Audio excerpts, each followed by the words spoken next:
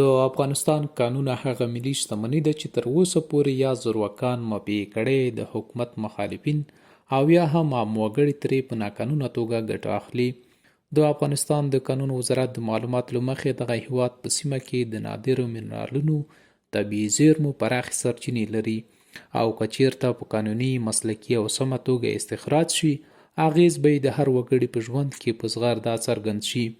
ملت ته د حساب ورکونې په اړه جوړ شوي کنفرانس کې د وزارت وزیر هارون چخانسوري وايي چې افغانستان د سرو، سپینو زرو، یورانیم، سکرو، مرمرو، قیمتي ډبرو او گازو په برخه کې کانونه لري. در سال 1399 با تعداد 201 سایه معدنکاری به مقیاس کوچک و بزرگ شامل مواد ساختمانی، سنگ‌های قیمتی و نیمه قیمتی مس در 16 ولایت افغانستان تطبیق شده یا قراردادش امضا شده که ولایت‌ها از عبارتند از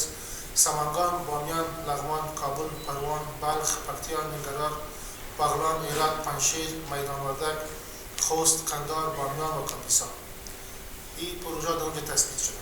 چخانسوري وویل د افغانستان په 14 ولایتونو کې 200 لوی او کوچني معدنونه په 1499 میلادي کال کې تثبیت شوي. هغه وایي د حکومت له واکه وتلو سیمو کې ځایي زورواکان، د لوړپوړو حکومتي چارواکو له ملاتړ برخمن کسان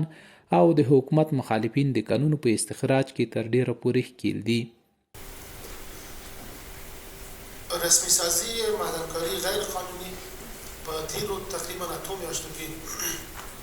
وزارت کې از همکاران متوانیدلو چې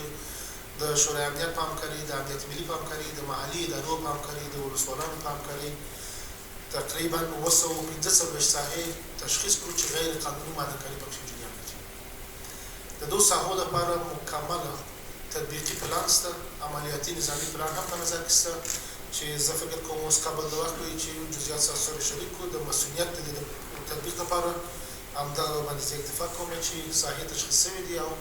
تطبیقي پلان هم آماده دی او ډېر ژر به په همغږي د امنیتي سکتور سره وکولی شو دا معدنکاري رسمي کړو. او د قانون د مادې پر اساس هم یو میکانیزم هلته وجود لري چې غیر قانوني معدنکاري سره هم رسمي کولی شو. لکه مخکې چې ما تاسو ته وویل 28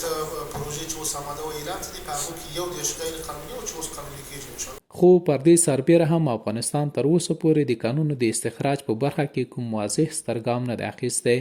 او د ځینو کانونو ګټه د حکومت مخالفې وسلوالې ډلې جرمي کړۍ او ځایي اوسیدونکي په ناقانونه توګه ګټه اخلي.